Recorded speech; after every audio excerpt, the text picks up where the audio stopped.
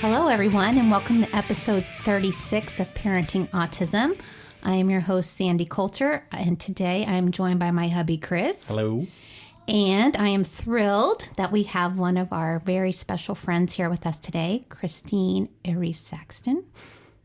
Yep. Hey. She's like, yep, that's me. I'm here. Hello and welcome. Thank you so much for having me. Absolutely. Yes. We have been talking about having some guests into, that's been a part of our journey. And I have to say that you have been an extremely important part of our autism journey. Oh, thank you. Seriously. When Bryce was diagnosed, he was only 2.5, and Chris and I were just spinning at that time. And one of his ABA techs that came to the house, she knew you.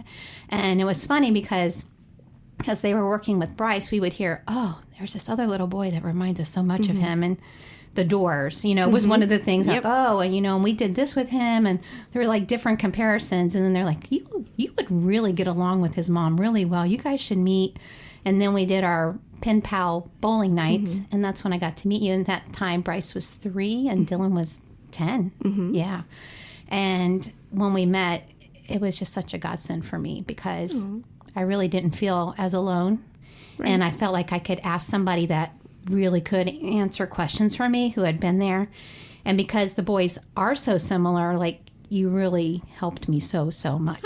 So, yeah. Sorry, sit here, cry. But yeah, so you've been such a special blessing to me and to Chris, and we've met Matt, and when we get our families together, it's just so nice and comforting because, like we were saying, you don't have to apologize for anything. You don't have to explain anything, why they're doing what they're doing or saying what they're saying. We just know, and we just accept, and we just love. Right. And I know that's what you're like, Dylan loves you guys so much, and that's because he knows we just love him and accept him for the beautiful person that he is, And right. It's rare. Rare that you encounter that. Yes. Yeah. I mean, everybody has their judgments or their stares and stuff, and it's nice to meet other people who are going down the same path that you've already been or that you're on, and just get it without even words. We just That's know. it. You don't even have to have the words. Exactly. And you don't. Like, I don't have a large circle of friends that fall into that category. Right. Oh, neither do I. It's like I can count on 2 fingers, I think. You're not alone. I hear that from a lot of parents. So I mean, there's other that you meet, but then there's some that you meet and you have this it's a connection. deeper connection, and that's a beautiful gift. So I wish that for everyone that's listening that is parenting autism, that you will find your Kristine, as I have, because really, you've made a world of difference for us. Oh, well, thank you. We love you guys. So we got quite a few things to talk about with you. We kind of went over the list with you. But I know Dylan was diagnosed younger like Bryce was, yes? At 2 years old. At 2, yes. okay, and Bryce was also 2. And then we've talked about like how you went to preschool. He went to a preschool, and then he went to the VPK, and then you started him in. Did you start him in a regular school? I did not. We did. I pulled him out and homeschooled him right away, but we did a co-op. We lived in Georgia. Okay. And he went to this co-op school, and it was twice a week. He went all day, though, 9 to 3. But his RBT went with him, so she could go with him. And it was a neurotypical school, and they allowed his therapist in school with him. So we did that, and then the school was fantastic. They were so accepting and loving, and it was a Christian-based program. And then we ended up moving. And when we moved here, I could not find anything that even resembled that kind of school. So I decided, we moved in August, that I would just, kind of keep him at home with me and try homeschooling, just straight up homeschooling, until I could find some other place that I felt was appropriate for him once we started to meet people. And he just started to really do well, the one-on-one, doing the homeschooling with me, just started writing, started reading. He was just always not able to focus in school. He's, he'd see somebody walking by, he'd have to wave to them if someone sneezed, so he never really could focus. So I mainly sent him to school more for the social piece of it than any kind of educational part.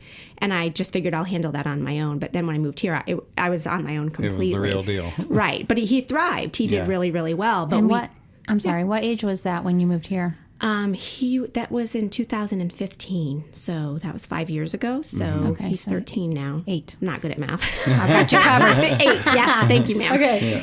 Yeah. So we started to do that, and but then I started to kind of look for that social piece that we were missing. And I tried a few other schools over the years here that did kind of the co-op thing and enrichment classes.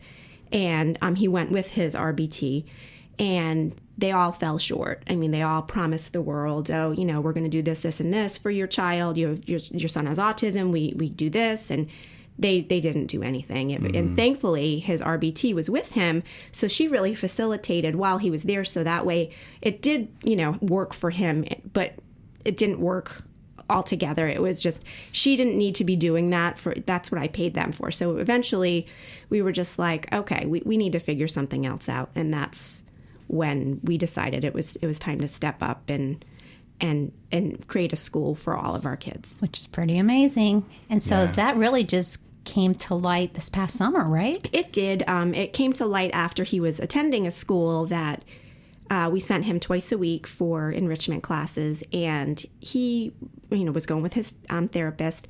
And a lot of the people there, we became friends with, the parents. And we had found out that a lot of the kids, they all got Fs on their grade reports, and they had no idea that their child was failing. Dylan didn't receive grades because he just went for enrichment classes, but, all these other families who were paying all this money did. And when they went and asked, why is my child failing, and they said, well, he's not doing the work or she's not doing the work. And they were like, well, you're supposed to modify the work for them. This is a special needs school. And they backpedaled and they're like, no, we're not.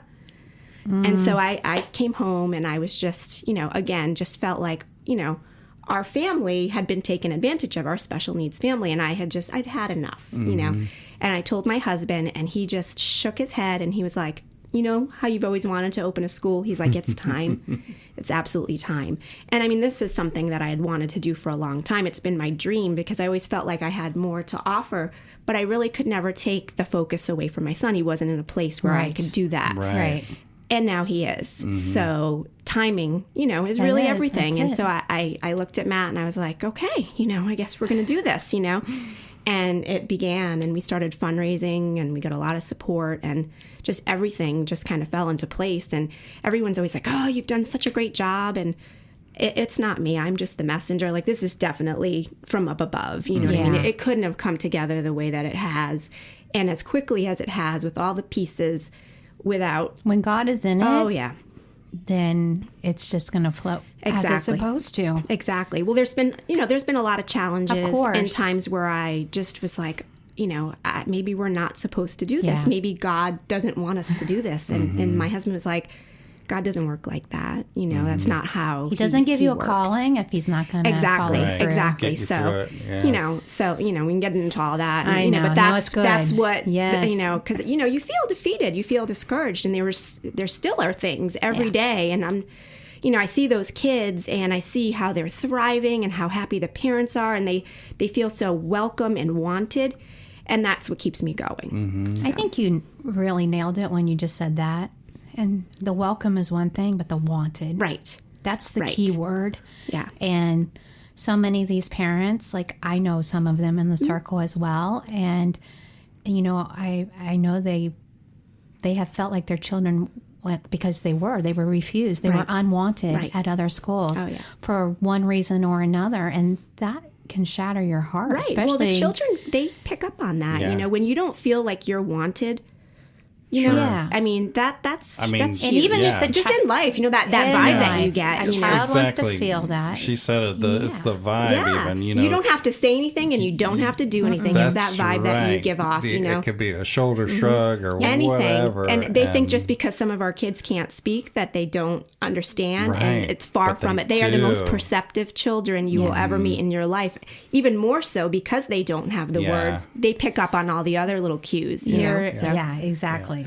I mean, unfortunately, the public school system is just so ill-equipped to handle Yeah. all of these kids that are in the Right. system, and some even not even diagnosed Right, yet. right. You know, so I think they're kind of overwhelmed, and it'll continue to get Right. worse until something Right. changes because more and more kids are just being diagnosed with Right. autism. You know, and Yeah, it's like 1 in 45 now. Yeah, You know? it's just And I think the public schools are trying. You know, They're I mean, they're trying. trying. And They are for trying. some kids, they're a good fit. And it is working for Right. some, which is wonderful. And then there's some that they, like Bryce is a great example of it. Right. We put him in the public school, but we really didn't want him in an autism unit because we were they afraid learn he the would get behaviors. lost in Yeah. the room there because his behaviors aren't aggressive. Exactly. And he's more quiet in that regard. Mm-hmm. And so all of the attention was shifted away from him, where in a regular classroom, he needs so much attention Right. because he's not He's focused. the child that is in the middle. And He that's is, what I yeah. created the school for, because public school, like I said, works great for some kids, the Yep. really severe kids, and the kids that are super high functioning. The kids who are severe are going to get all the attention, but kids like yours and mine who, you know, they're not, you know, aggressive, they're not going to hurt themselves, they're not going to hurt anyone else. They'll go sit in the corner and play with a car for 4 hours, and they'll be, Bryce is fine. You know, we need to attend to Johnny who's ripping his hair out, and you know, and our kids are never going to progress. They fall through the cracks. Yeah. And that's not okay. And I understand they don't think it's okay either, but there's not enough. There's no other way, Right. you know. So they don't have enough help. they just don't, you know. And then the private schools, that's where the unwanted comes in because a lot of them are just black and white and they can't Right. deal with gray. Right. And it's not that they mean to be unkind, right. but not nevertheless, equipped. They're just not You're equipped. just not.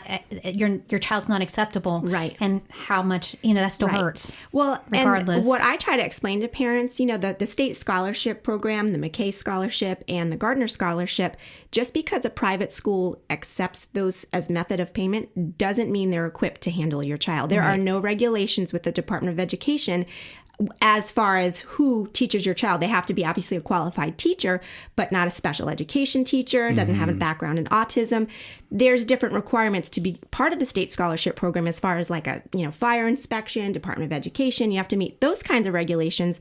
But as for the teaching part, there's not anyone that specifically needs to know how Wow. to deal with a child with autism. See, that's and surprising you very just, enlightening. yeah, and you just think, oh, they take the Gardner scholarship, Right. which is for special needs. They Right. obviously must know how to handle Right. a child. They're equipped to handle a child like mine. Wow. And it's simply not true. Wow. So I did not that's know why I that. always tell Yeah. people, ask those questions before you enroll your child, because I went and saw on there's a new school opening up, a new private school, and people are, you know, so excited because Sure. they take the state scholarships. Great, huge burden off of us as parents if we get those scholarships. However, are they equipped? Right. You know, and that's the question. And then I saw some questions. Do you take a nonverbal autistic child? How about they're going to say yes because they can't discriminate. Are you equipped to handle a nonverbal autistic child? point. And what are your programs to help my child progress? Yeah. Wow. That's what you want to be asking, not just, oh, they take the scholarship, fantastic, you know, I'm going to stick my child in there and they're going to get what they need. No, they're going to take your money. Yeah. And your child's going to get the same program as everyone else, unless they specify, you know, we have a special education program. Here's what we're going to do. Spell it out. Right. You want to know exactly what they're going to give your child to make sure it's a fit for what they need. So just so you know. No, that's really great advice. I mean, it's hard enough, like when this journey starts, and especially if you get an early diagnosis like we did, you know, and you did, to age 2, 3, you're just trying to get therapies and you're trying to You're get trying them everything lined going. up, And yeah. then when kindergarten comes, I mean, that was a big, that was a huge. pivotal moment for, Chris and I in discussing, like, now what are we going to do Right. with him and Right. where are we going to I had put the same him thing. and where is it going to Once go? you have something that's working and then they Right? outgrow it and you're like, oh my gosh, Yeah. what's next? Can I find this next perfect thing? Yeah. And it just, unfortunately, it doesn't exist here. And if you don't know the right questions to ask. Well, if you just think, oh, great, they take this special needs scholarship. You would think that, obviously, right? they must have special education teachers that, know what they're doing and are qualified to teach our differently abled children. And it's just not the case. Yeah. The Department of Education doesn't regulate that piece of it.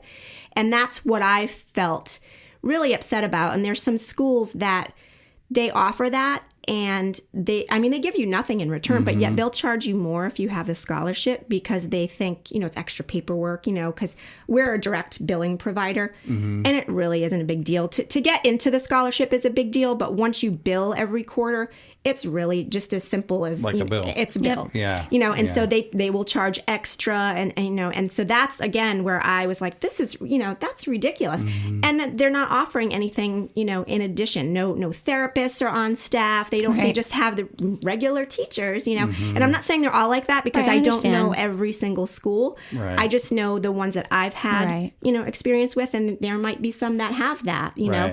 But all I'm saying is when the parents are going to look, if they take the scholarships for our kids, they need to ask those questions because it's not a guarantee. That's not a regulation of the Department of Education. Parents need to do the do your diligence. homework. Do your homework. Yeah. Do your Absolutely. homework Ask the questions. and ask the right questions. Right. And be honest about your child and their needs because the worst thing is when you bring your child, oh, he's high functioning, he does this, this, and this.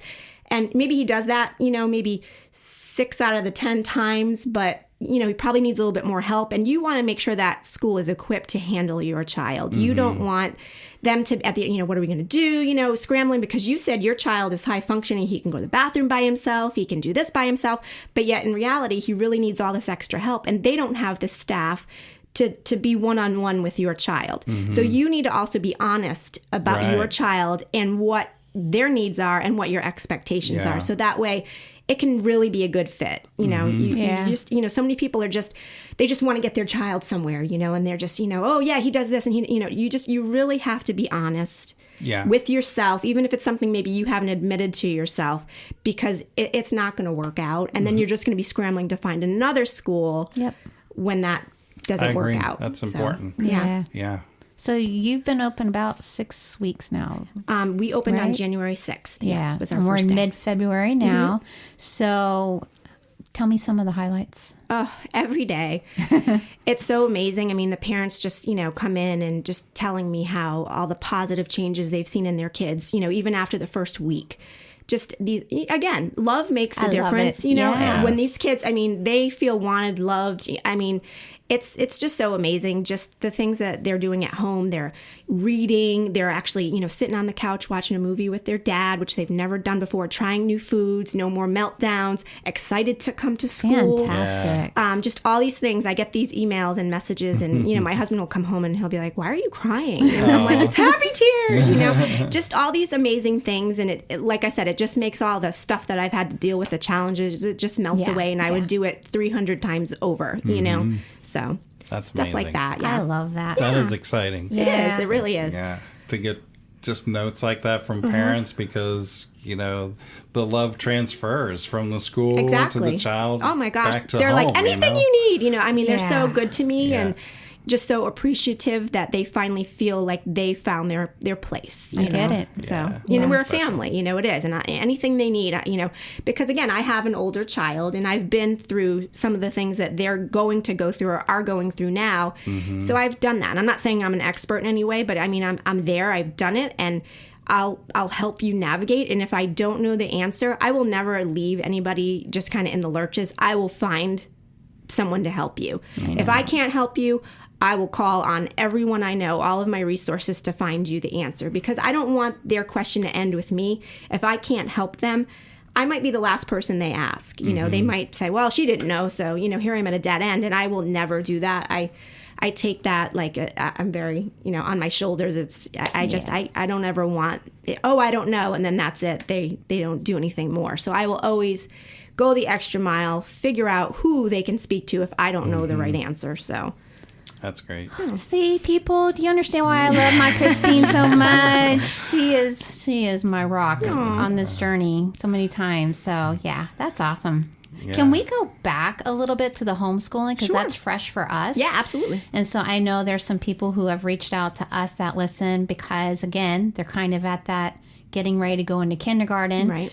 Should I put my child into a school, or if I can't find the right school for all these reasons we just discussed, because it's, there aren't that many great solutions throughout the United States and the world. And we have people all over the world listening.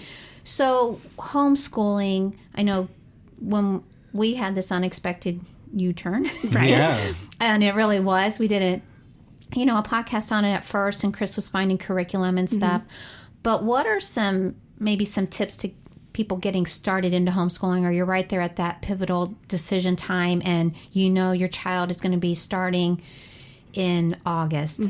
Could you give some advice, like how you found your curriculum, or how you set up your routine? And I know every child is different, so Did we're it just seem talking overwhelming Dylan. at Yeah, first? Of How did course, you- because I felt like it had to look like a typical school day. And as we went on, I realized it really doesn't have to at all. And once I got rid of that thinking, the pressure was off, and I was like, this can be however I want it, I can customize my child's curriculum to exactly how he needs it. And that was a really liberating feeling for me, to get rid of the, standard, Expectations, exactly. yeah.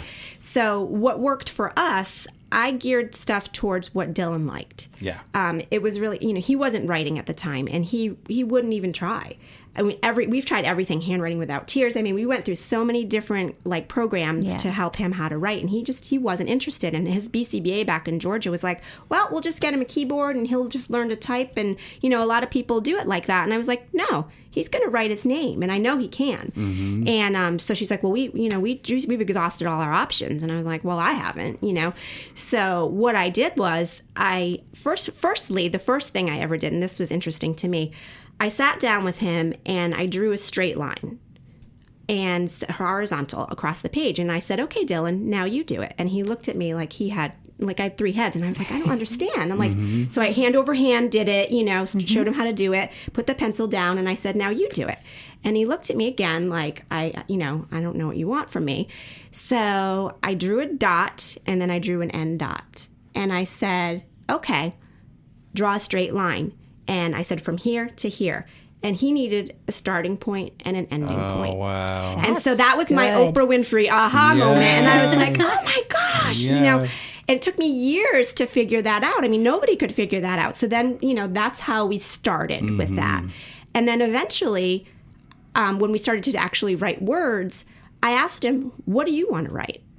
I mean, hello, like mind blown, like you don't want to write cat, you don't want to write Dylan, because that's boring. What do you want to write? And he's like, well, I want to write TJ Maxx. I want to see what that looks like, because I have a shopping problem, and the poor kid's been shopping with me since he was a baby. And so that's the first thing he wanted to write was TJ Maxx. That was before Amazon. Exactly.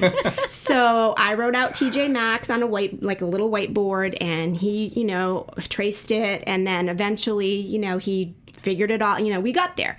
Next, Home Goods, Home Depot, all the stores he liked. Yeah, right. yeah. That was his thing, and I was like, this is fabulous. We're onto something here. Yes. Same thing with math. I told you guys, he struggled with math for years.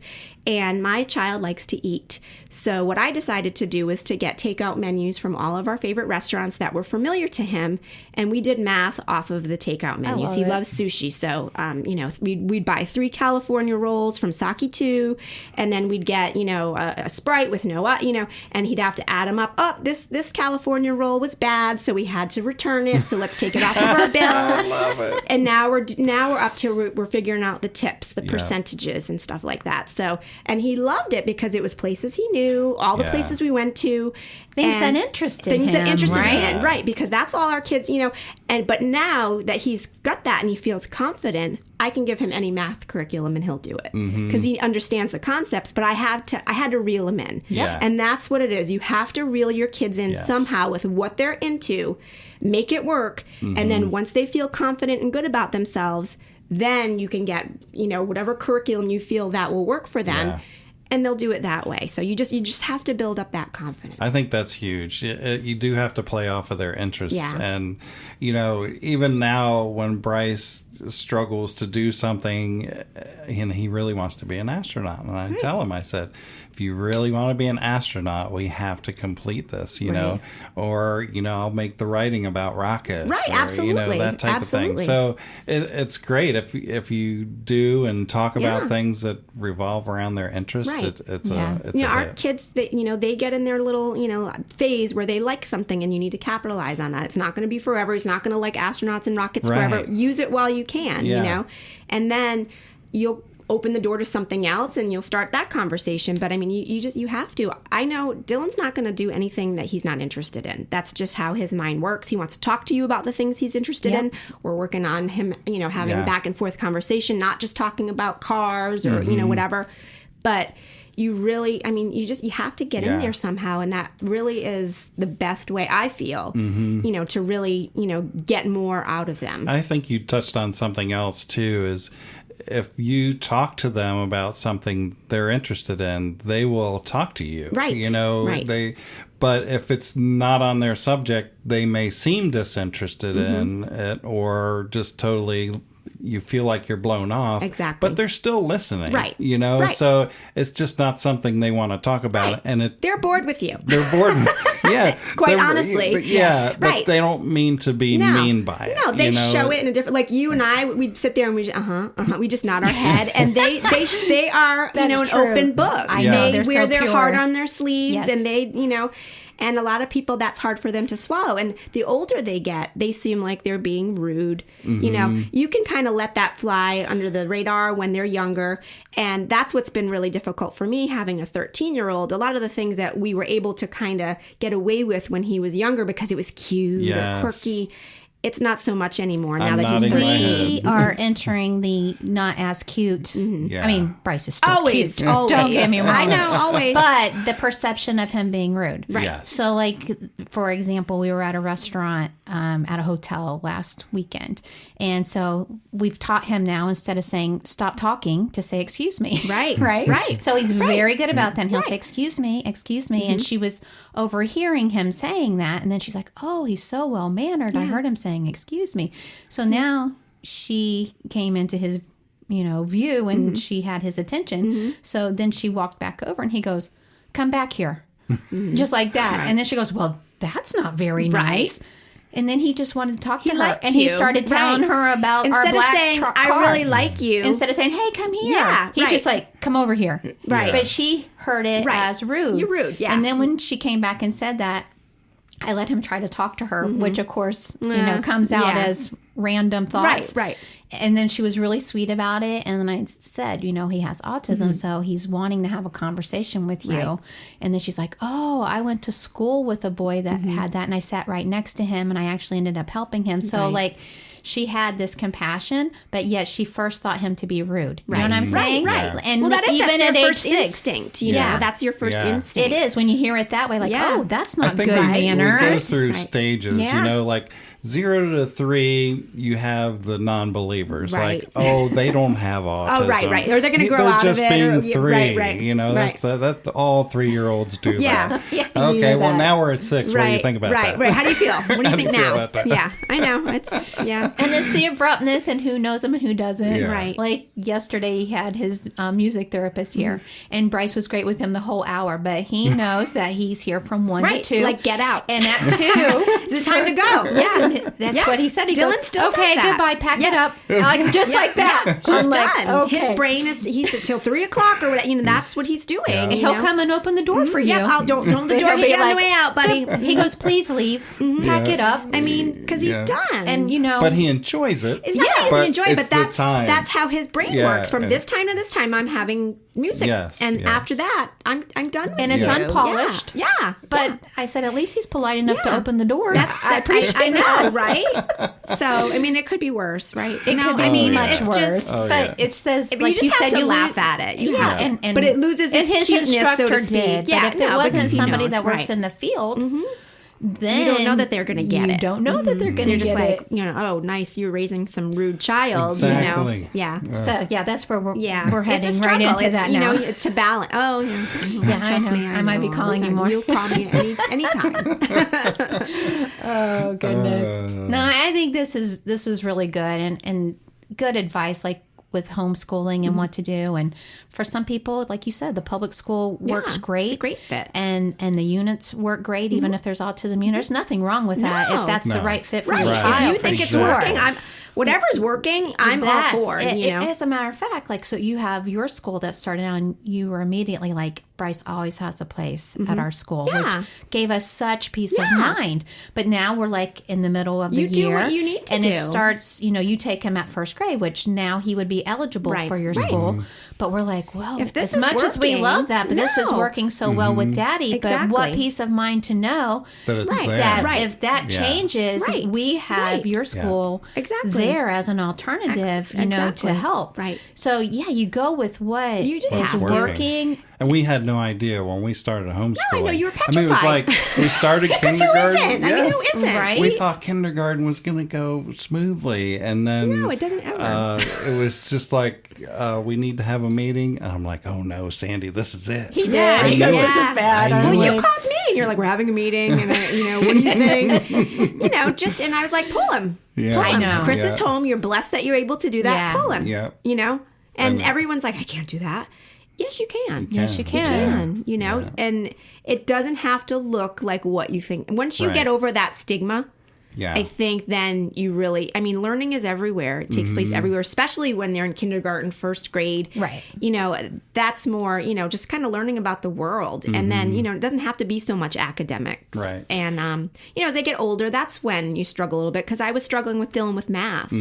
So I had a math tutor because, math is not my jam at all, people. Like, and we probably will too, it's... at a certain point for sure. And he's really good at that. Yeah. And I was like, I don't know. Like, after like the division, the simple division and multiplication, I'm like, calculator? I don't know, and that's not, you want them to be to understand how to get there. But actually, I do let him use a calculator because I don't want to crowd his brain with such useless.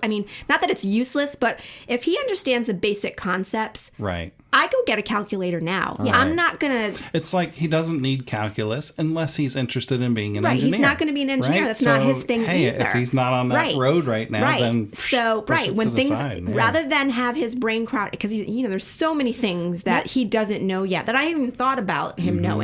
Like just when you always have the assessments and you're like, I didn't even think to teach him that. It's so enlightening. Right, and you feel like the worst parent in the world, and I'm like, oh my gosh, I forgot. I didn't think because there's so many things, and then you just leave and you're like, I'm the worst parent ever. It's not a so good. that's when I was homeschooling and we were doing like after the long and I'm just like, let's learn, let me teach you how to use a calculator, because that's the world we live in, and it's not a crutch. As long as he knows the basics of how to get there, I agree. I'm okay with that. Listen, a lot of the kids out there today, neurotypical kids, don't know how to give you change when you pay cash. Oh, believe me, I know when I go out. like, My son can give you change backward, forward, standing on his head. He has every board game that has making change, and he loves that. And I told Sandy, we're on this homeschool journey, and Bryce is going to learn at his pace. Exactly. So I'm not going to put expectations on him to be at first grade level when first grade arrives. He's learning at his pace. So, and that's we'll continue all you can that. do. Whatever he's interested in, go with that. Don't try to stick things in his face that are going to confuse him or frustrate him. Or be boring. Exactly. Or be boring, because then it's going to become a negative experience and he's not going to like it anymore, know. And, eventually you might want to put him in school, and that's when he'll learn all those splinter skills. And to be honest, the kids that come to my school, we teach on their level. We do academic assessments for all our kids, and everyone's like, oh my gosh, my child's going to fail. I'm like, it's not pass or fail. We just want to see where they're at, where we can start helping them. And, our kids, they're by grade, not grade level and not age, they're grouped by their ability level. And so, some kids who are supposed to be in third grade, well, they might be in with the first graders because that's what their level's at. And that's okay. We'll get there. But we want them to feel comfortable and confident before we, in public school, if you're in third grade, by God, you're going to do third grade work. I don't care if it's above you, below you. This is what you're doing. Right. And that doesn't work with our kids. Right. It doesn't work with most kids. Never mind just our kids. No. That's why a lot of kids struggle. Yeah. You have to go with what they have, what their ability level is. I agree. Go by the ability, and just as long as you're showing progress, you're doing the right thing. And then you'll get there. It might not be as quickly quickly as you want it to be, just like anything, you know, but they'll get there in their own time. And that you have to be patient, you know. I think you I really was do. like you at first, in the sense like when we took him out, that he needed to have a structure and a routine, and I'm like, oh, he liked the what I call the extracurricular activities, like the music and the art, and I'm like, oh, we'll want to have something like that for him each day. The resource, that's what they called it. You know, here in my mind, because I'm very, I don't know, I'm a very list type person. So am I. I'm like I type like to A. follow things, you know. Like you give me a list, I'm going to complete that list for you. I like a list. Yeah, I would love to have a personal chef that just told me exactly what to Exactly. eat, and then I'd be healthy. Right. But I don't do so well on my own when I Right. have to put it all together. Exactly. So that's what I was looking like for Bryce, would be like, okay, if we have a plan and we follow Right. this each And day. then you do it, and it's so unrealistic. It's you know, who could do that? Yeah. You'd be working on schoolwork for 10 hours a day. It changed pretty and quickly. You can't do that. Yeah. And then I'm no. like watching Bryce, and you know, he's wanting to read now. Like Oh, we my don't have to goodness. force Yeah. him. No. Even at bedtime now. I mean, I know part of it is because he wants to delay going Well, right. to bed. But he really is he interested. genuinely Yeah. wants to read, and he'll want to read these books over and over, Yeah. knowing that he's getting them. Right. That's exciting because Yeah. you know, last year that was my goal, was like to make him sit and read with me every night, or at least be in my presence as I'm reading, Right. so that he would start to Right. show interest, because Right. he did not show interest Right. as a In child. the beginning, it was hard because Or as a toddler, I should say. even hard to get him to listen to a book, you know. And then we came across one or two little gems of books that he really Piqued his liked, interest. like The Bear Snores On. He thought Yeah, that that was he's loving funny that one. book. Yeah. And it's like, oh, let's play on this book. We're going to read this every Yeah. night. He learned all the words in the book to Right. where he memorized the whole Right, thing. right, of course. And then, you know, now we're moving on to rocket books, you know, things that are interesting to him. And now at bedtime, like you said, he wants to read all of those Yeah. books. And now it's not even a topic that has to interest him. I mean, he does like that too. But I think he's recognizing his sight words, because Right. that's one thing we've stayed Right. very, very Right. faithful with. And I think because he's seeing them and he's recognizing Right. them actually on the pages, Well, he'll it's see them in another, exciting like for in another him. forum, you Yeah. know, because I know our Yeah. kids, they have great memories, and Yes. they will memorize a book. They won't even read it. They'll hear it a couple times, Yeah. and That's been that'll it. be from Yes. memory. Yes. And the next thing is reading comprehension. Exactly. You want to, That's where we're at now. So Yeah. what did the fox say? Yeah. And you have to, you know, and I know I'm not very good at reading comprehension. I read, and I'll have to reread something 2 or 3 times, because that's just how my brain works. I'm Yeah. like a squirrel, like I'm all over the place, obviously. But that's been a struggle. And especially, we had a BCBA that we had just recently. And so she's like, oh, the Magic Tree House. We need to get Dylan the Magic Tree House books. And I was like, okay. And I was like, what are these? She's like, just trust me, just get the Magic Tree House book. So I get them.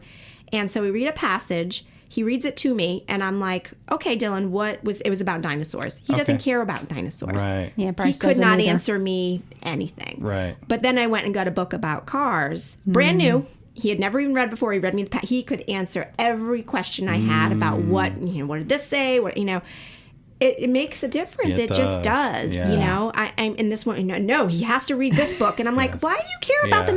magic? Do you have like Right. stock in the Magic Tree House? I don't understand. He doesn't like the Magic Tree House. I'm sorry. You know, That's where we're not at now. working. He's learning the words. I mean, really? Yeah. I know. And Like, so, just go. Yeah. I got this. But comprehension, that's where we're at right now. That's the with tricky part. A Bryce. lot of Yeah. our kids struggle with that. They can read, but they don't know what they're reading. Right. You know, or they're just memorizing the books. And they don't really know what it's saying. So, and that took a long time. Dylan's 13, and we're still, I mean, it's going to take a long time. And we still are working on that. So don't Yeah. think, I mean, he will get it. Well, and he again, will it's get not there. a race. It's and not that's a race. what I've Right. just Yes. am figuring out. Don't worry about it. He's reading. That's great. Make sure Yeah. he's the words when it's not on that book. If he knows, those words in another forum. Exactly. Because then you'll know. Oh, he just memorized that. Yeah. Oh yeah, we can tell when he's memorized Yeah. versus Oh, I'm when sure. he's truly Yeah. trying Yeah. to Oh, read yeah, and sound 'cause, it yeah. out. But it's exciting because for the first time he's truly And he's asking sounding questions. things Yes. out That's- and wanting. That's great. Yeah. Yeah. Yeah. He's asking Yeah. questions. I know. now, Absolutely. Too, so, yeah. Yeah, he's really loving to learn. so it's I good. love that. So we talked about similarities with our boys. Mm-hmm. So I was telling Chris, one of my first memories when we first met you and Dylan at the bowling alley Mm-hmm. was, I think it was the first night we met you. He was looking around for all the fire alarms. He needed to know where they all were. And you're like, oh, this is his thing right now. Yeah. He wants to know He would watch them on YouTube. He actually knew all the different kinds of fire alarms, what they were called. Yeah. Yeah. So now we go into any store and Bryce wants to know where the air conditioner is, where the thermostat is, where's the intake, where's the output, how many units they have, if it's big, if it's small.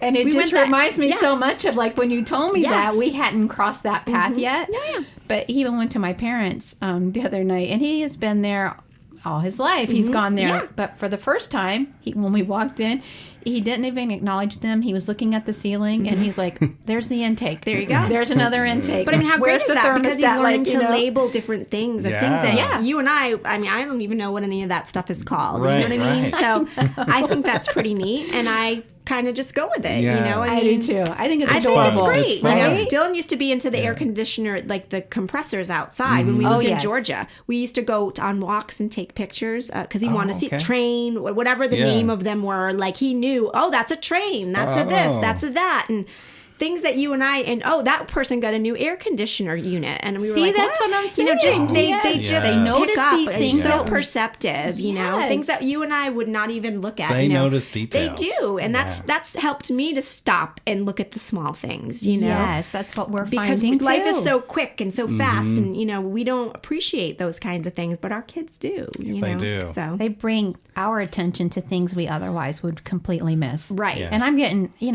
I find joy in it. I yeah. find the humor in it. You have to. You Yes, have to. that's Right. If not, you'll sit and cry.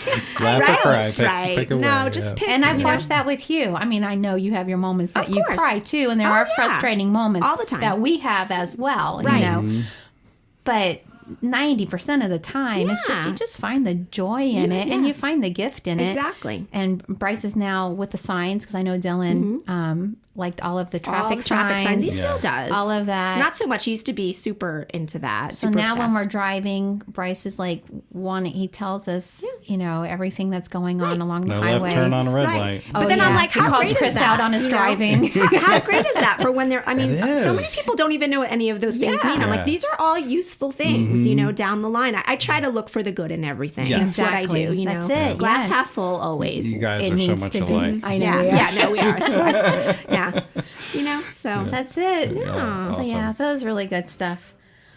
So I think the last thing I kind of wanted to bring up is, again, thinking of the listeners out there.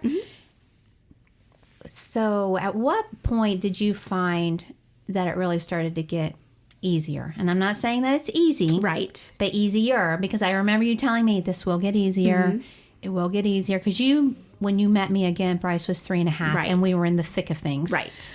Where he still really wasn't able to talk to us Right. much at all, But I have found that you were right, and I feel like we are in an easier place. Again, not always easy, but Right. easier.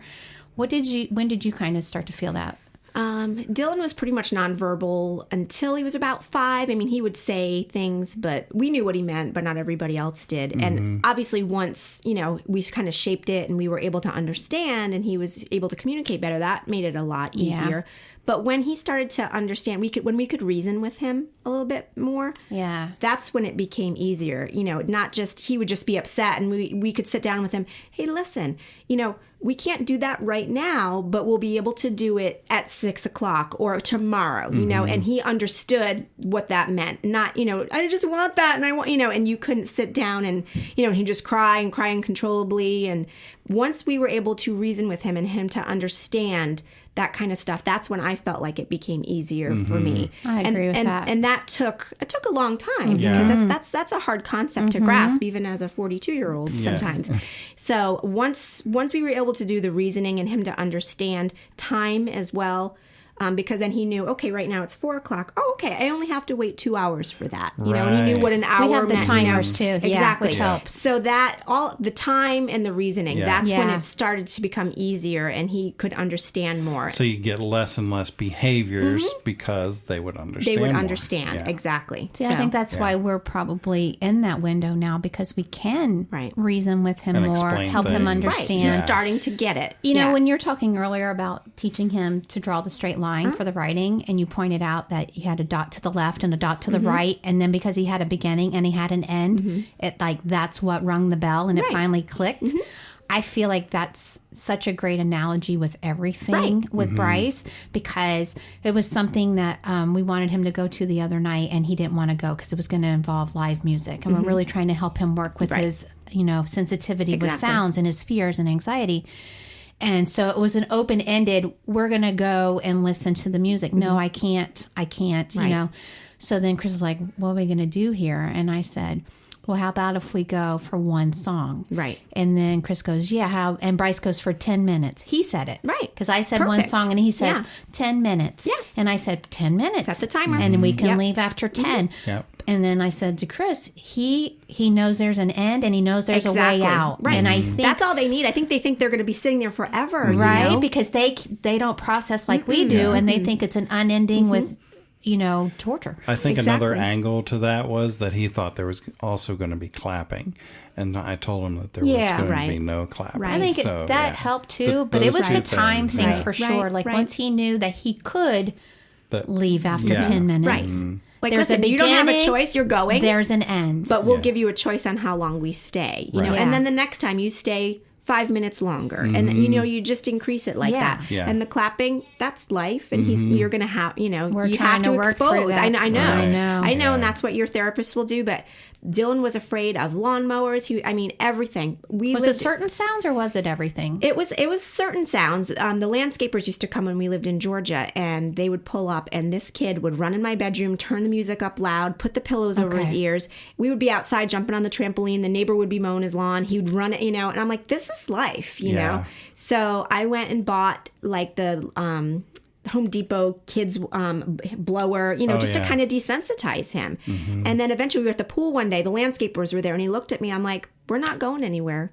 I'm sorry. We're at the pool. I'm not going to run and take you. That's enabling your, it's not going to hurt. So I was able to reason. It's not going to hurt you. I'm right here. You can sit with me. We're not leaving. And it was hard because he, of course, cried and whatever. But then when he realized they're not coming near me, that, you have to go through that with your kid. If you're there to be your child's guide, it makes it easier. Right. But you have to sit through that hard part maybe a few times and watch your child have the meltdown, drag out, But you need to show them, number one, they're not going to win. I'm the adult. I'm the parent. I know it's not going to hurt you. You're going to have to sit here. And then eventually they come around and they get used to it. That's life. We cannot live, our kids can't live in a controlled environment. Right. You can't ask people not to do things because your child doesn't like that. And that's hard. I know, it's hard. Yeah. Because he's telling us it's actually hurting him. Right. So does it hurt him? How does my that brain feel? Won't let me. I used to hear that all the time. He says it feels like a boo-boo. Yeah. I'm like, so your brain knows. will That's like hard. I know, it is hard. Yeah. But certain sounds, not everything. Right. Did Dylan, how did he do with clapping? He never had an issue with clapping. See, that's what I'm saying. It's certain sounds. For Bryce, he will throw things. It just freaks him out right away. And then he says that it hurts him. Or sometimes he says scares for other sounds. But this one is sometimes hurts. They use words because they don't know the I know. appropriate words. And that's why we say, well, what do you mean by hurt? Right.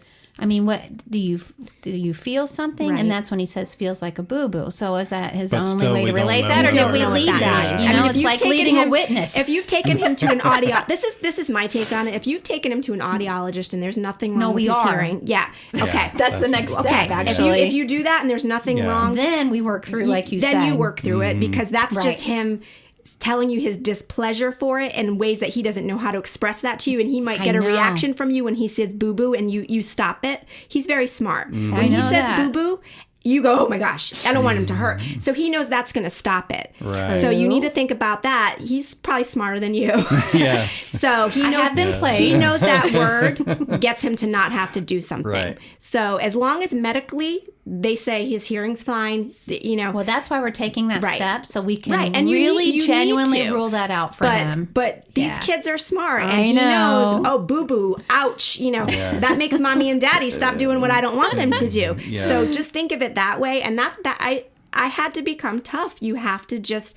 You want your kids to progress. You want them to, quote unquote, fit into the norm of society and not, be afraid of everything. And that's, unfortunately, you have to take them through that journey. And it's hard and it's awful. The gnashing of the teeth, the screaming, as long as you know they're not physically getting hurt. That's it. You do it in increments. I'm not saying go sit there and, clap in his face for an hour, but you have to expose him to it or he's never, ever going to get used to it. They have to learn that things will happen that are unexpected. They don't know when to expect the clapping at a concert we can't control or whatever. that. No. So they and need you can't to know. you can't do that when your child's 15 years old. You can't do that when you can't do it when they're 6 either. You really can't. I wish I could, but I can't. It's hard. I mean, yesterday we had plans with someone to go out to lunch, and Dylan was really, really looking forward to it. Well, they texted me and they said, "We can't make it. I'm so sorry." Tears in his eyes, he didn't know what to do. And I said, "Listen, buddy," I'm like, "I'll still go out to lunch with you. We'll go there," and he was like, "I don't want to go there," And I was asking him questions and he was answering like not the questions, he was just saying things because I knew he was, but that's life. I'm not going to stop making plans because someone might cancel and my son's going to be disappointed. He has to learn how to get over that, how to deal with that. Yeah. Right. That's just part of life. I'm not going to sit and shelter him and not let him, ever make plans with everybody again because they just might not be able to make it. Right. You have to work through that with your kids. I know. And he was upset. He was walking around the house repeating himself, and he doesn't do that often, so I knew he was super upset. But I'm like, "Hey, buddy," I'm like, maybe we can make plans again sometime. I'm like, "But I'll go anywhere you want." Well, he didn't want to go to that restaurant because that was supposed to be for, and I'm like, "Okay, well, where do you want to go?" You know? So we worked through it and we got through it. But that's what you have to do. You can't just say, "Oh, my son's different. Oh, he must," it doesn't matter. No, you can't. You can't shelter. I mean, yes, we can choose to not go to a bunch of birthday parties because he doesn't like that. Right. That's okay. Right. But I can't control if they're singing happy birthday at a restaurant or if... All you can do is, I know this is the problem, we're going to work on it. Yeah. That's what you have to do. And we keep his headphones now to try to have that there as a help if needed. And again, sometimes the sounds are sounds that we don't even know are going to affect him, because it's also new. But, but you don't want him to use that for the rest of his life either. No, and he doesn't walk around with headphones because I don't want him to be dependent because, on our kids, the first way they learn how to do that is the way they think it has to be for the rest of their life. So... it's really hard to get them out of that habit once you've already started that. So just think about that in everything that you do. Those headphones, I know everyone's like, "Oh, No, his is real, thankfully. How about you really try to just address the problem rather than just kind of mask it because you're only creating more problems down the line when you try to rip those things off of his ears. Yeah. Like I said, as long as you know it's not a medical thing going on, I really think you need to just kind of, give him exposure, in increments to get him to get over that, as hard as it is, trust me, but you're only prolonging the inevitable down the line. It's only going to be worse. The older they get, it's going to be 10 times worse. So you got to kind of nip that stuff in the bud while you can. When you first see it, we're not using these headphones. There's nothing wrong with your ears. The doctors told us your ears are fine. So you know what? We're going to sit here for 5 minutes. I'm going to set the timer, 3 minutes, whatever. And, I'll show you how you're going to be fine. You're going to be fine. And after 3-5 minutes, you leave. And the next time, you bump it up a little bit. That's how, It's not the end of the world. It's not the end of the world. Yeah. Look, mommy and daddy's ears are fine. Next door to you, their ears are fine. Your ears are going to be fine, I'm laughing. I know. I'm hearing you. I know. But then I'm thinking, I detest the sound of a motorcycle engine. Right, but you have to and deal if with my it, mom made me sit there and listen to that, well, I'm not saying I would not be there, happy. Right, but what do you do when there's a motorcycle? Do you run away? No, you deal with it. I cringe. Right. And that's okay. And gripe in my head. So you can have him gripe and cringe and he can express, "I don't like this." Say, if you don't like something, say, "I don't like it." I am and telling it's okay him to vent. To use his words. Use your words obviously, and instead vent. of throw or drop something. But we can't always choose. But we can't always avoid. Right. We can't always choose and we can't always avoid. So let's use our words. I don't like it either. But it's going to stop soon. And then we'll go on with our day. It's not going to be here forever. And again, as he gets older, you're going to be able to reason with him more and he's going to understand that. And he trusts you. He trusts you. So that's the huge component right there. So is the trust, Well, that's true. So yesterday I was working with his ABA tech and we were talking specifically about this clapping. And you had posted the video from the school where the kids were singing for Valentine's Day. Yeah. Okay, so I was playing that in my office off of Facebook and I didn't know Bryce even came in the room. in his mind, that was the birthday song because he heard kids singing. Yes. And then they clapped at the end. He did this ear-piercing scream in my ear, which then I knew he was in the room. Right. So then I'm like, oh my word, you know, it scared me. So then he's like, I screamed because they were clapping. But then, of course, you know, Bryce, he wants me to play it again and again. I'm like, no, we're not. Right. It scared you. Right. No, but he got a reaction. But then yesterday I told the ABA tech, and she's like, I wish I could see him in the, you know, with it happening. I said, oh, I can make it happen. I can pull this back up. Right. So I pull it up, and Bryce is in the room, and they're starting to sing, and he genuinely got all this fear over him. He's like, no, mommy, stop, please, stop. Okay, and this is before the clapping happened, because he knew this time it was going to happen. So I stopped it. Right. Because he asked me to stop it. He used his words. And he used his words, and I Exactly. did. So then I said to her, oh, I could keep going. We're 6 seconds away from the clapping. But she goes, but I'm torn because he trusts us, and we told him to use his words, and he did. So we could not then make him listen to clapping for her to get the scream because he did the right thing by saying, please stop. But only because he could anticipate it. I know. That's what I said. Isn't that hard? I'm thinking of you as a parent, but then I'm also, you know, we've been doing, you know, ABA therapy for 11 years. And to me, that's a behavior. And I'm sorry to tell you that. And I know you want to think that your son it's a behavior. He gets a reaction out of you. You do what it's a control thing. Every time he says that, you stop. And that's what he's trying to get you to do. Stop? You take him away from the situation. And he's trying to control the situation. It's a control thing. So it's... Really? Yeah. I'm sorry. Even when he's got the tears in his eyes? Yeah. It's like manifests. So I hope I'm wrong, but I don't know. Hey, we're all still learning on this. I know I couldn't do that to him. How though. do you, you how would you, let's say that exact situation when she plays this video, he screams when they clap. Right. So how would you overcome that? That's situation? again, you have to just. Would you let it keep going and let him hear the clapping?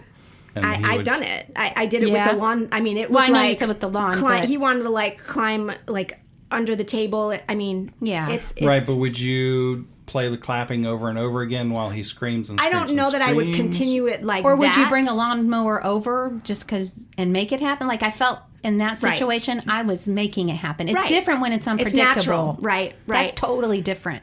I bought the thing that made him nervous. So I don't know that I'm the best person to ask. He did. But when we were doing, you know, like I controlled it. You know, it wasn't somebody else was doing it, and I could stop it and turn it on and off. And we did give him the clapping on Amazon or on Alexa because there's like a... You know, and then we were trying to help him with that anxiety because control is a big part of the anxiety and the fear. He controls it. And it's he's a okay with story. that. And even if it's just one person, but it seems to be when it's a group lot. So that's why I thought maybe it was hitting his ears in a way that honestly it's uncomfortable for him. But I don't know. I know. Smart kid. So. They are smart. I'm sorry. I don't want to tell you that your kid's smarter than you, but I think you might be all good. I might be getting played here. I know, but we'll find out. It's just, you know, but that's why it's good to check this kind of stuff out. Exactly. And I called his bluff, you know, and and it broke me. It broke me, but I was like, I need to do this to help you for the rest of your life. This isn't just you know, and that leads to the next thing and the next thing. You know what I mean? True. It's just... I just felt really strongly like I need to work through this with you, as hard as it is, and as hard it is for me to see him screaming and shrieking in terror. Yeah. I know it's not going to hurt him. Right. Yeah. And I just have to go along for the ride with you. It's like Sandy says so often. It's like the game whack-a-mole. You whack one down, and another one pops up somewhere else. It's exactly. If it's not this, it's going to be something else, and it is. I know. It's always. But see, and then... My thing is, I can't get too far ahead of myself. I think about today. I'm a planner. I will plan my life out for the next 10 years, and I can't do that with my son because I don't know what tomorrow is going to look like, let alone 10 years. That's true. Because when he was first dying, do you think he's going to get married? Do you think he's going to go to college? I can't go there either. And I'm like, are you kidding me right now? I don't even know what we're having for dinner, you know? So, but that's how my brain, you know, and I'm like, and I just have to take it one day at a time. And sometimes I have to take it 1 hour at a time. We really can't depend on what other people tell us about how our child's going to be because they don't know. No. You know, in the beginning, we got a lot of, he's going to be fine. Right. Oh, he's going to be fine.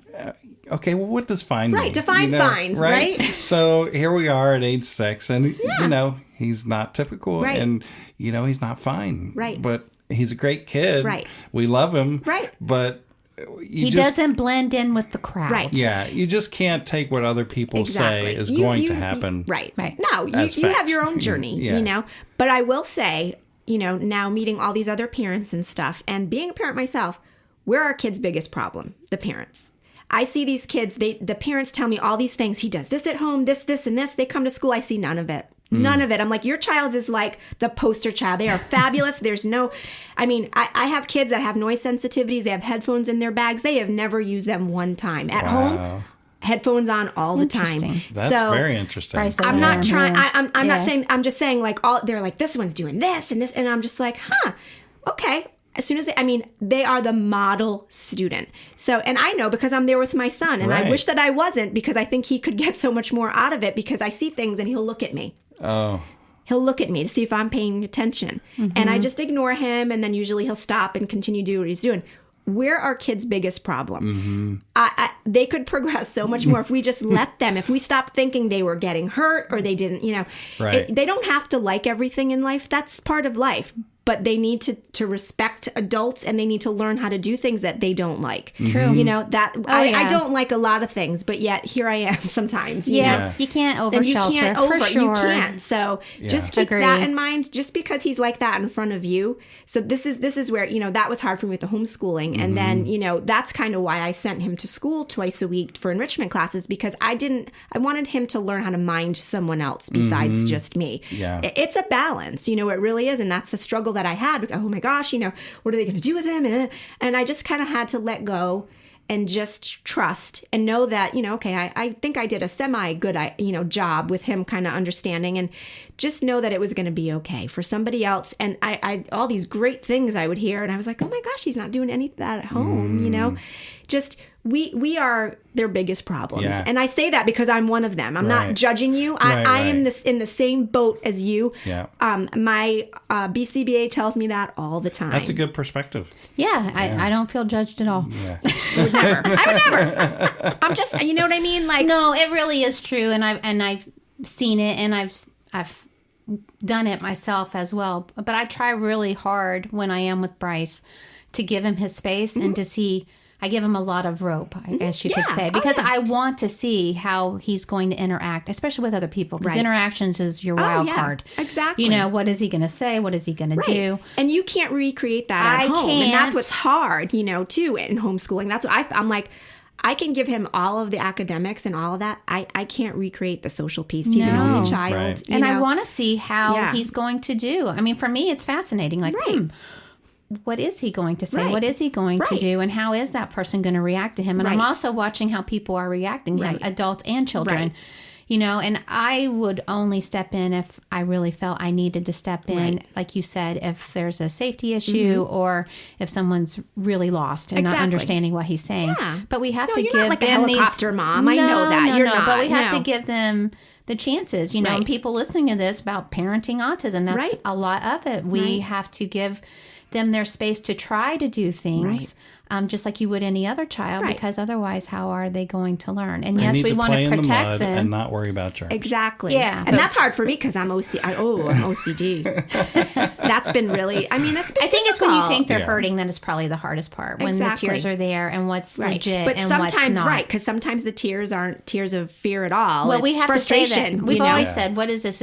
Is this toddler? When he was younger, is this toddler or is this autism? Right. What's this behavior? Right. Because sometimes it's authentically autism and beyond his control. Well, sometimes the way that Dylan is, and I'm like, is he just like a preteen, or is this autism? What's really Dylan and what's really autism, and I don't. It's hard to kind of differentiate the two because I don't. Even still, as they get older, it doesn't go away. No, it only gets that part. To me, I feel like that got harder. Really? Because there's so many things now, and I'm just like, I wonder if he'd be doing that if he didn't have autism, and then there's some things I'm so thankful that he doesn't do that a lot of my friends with teenagers do, because my son still likes to be around me. He's 13. He wants to be with us. He likes to be with us. He's enjoyable. He's friendly. He's pleasant to my friends when they come over. And I go and speak to my friends who have teenage children, and they are the most miserable. I mean, not all of them, I'm sure, but the ones that, I mean, they want to be in their room. They want to be on the phone. You know, they're moody, you know, and my son isn't like that. And I thank my lucky stars every single day because I would take 10 of him over just the one. And I'm like, is that autism or is that just my son's personality? It's hard to, you know.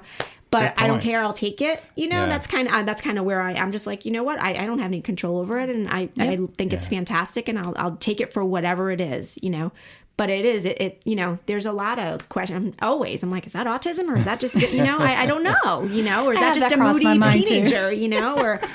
Right. It's hard. Discernment is one of the biggest things we need to have. Yeah, it is. I'm always thinking, you know, and I think about things too much, you know, and now I'm thinking about, you know, because all my students at school, they're my kids, you know, and now I'm thinking about, that's why this one did this. And, you know, because my son doesn't show any of that. But, you know, I've got all these other kids that do, and I'm trying to figure them out and trying to give them the best help that they can and trying to help the parents on their journey. It is difficult. I mean, especially in your situation, they say if you've met one child with autism, you met one child with autism. What worked for Dylan doesn't mean it's going to work for everybody else. And I always say that. I'm like, this is the path we took. I'm not saying that's going to work for you, but just so you know, this is what was out there at the time. And that's what we try to relay on the podcast is this is what This is Bryce's story. Exactly. This is our story. That's why it's a spectrum, you know. It's everywhere. It's everything. You know, some kids have OCD, some kids don't. Some kids have seizures. Some, you know, it's just so much. And I don't claim to know anything about, you know, I'm not an autism expert. I just know my son. That's exactly our own story. And that's it, you know. So,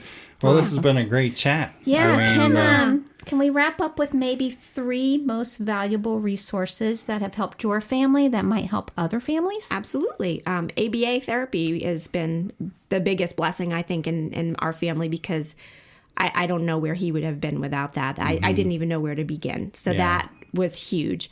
Also, we had gotten his diet and everything squared away back in the day. And that has helped him focus to be able to do the ABA and to be able to have it received in a way that he needed it. Prayer.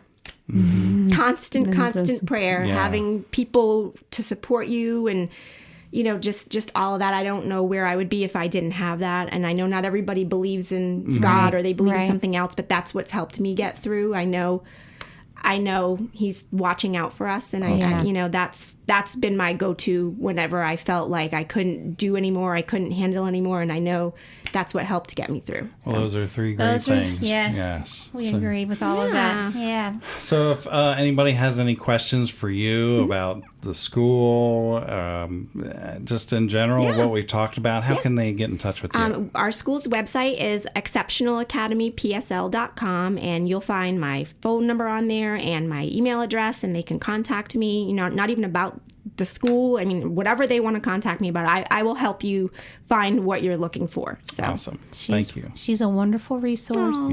She's one of my besties over here, and thank you so much for coming on today. Thanks for letting me come. I think this is so cool. It's been fun. I think we had some revelations. I know, right? It was good. All right, everyone. Until next time, we'll talk to you later, and you can visit our website too, www.parentingautismshow.com. All right, everybody. Have a great week. See ya. Bye.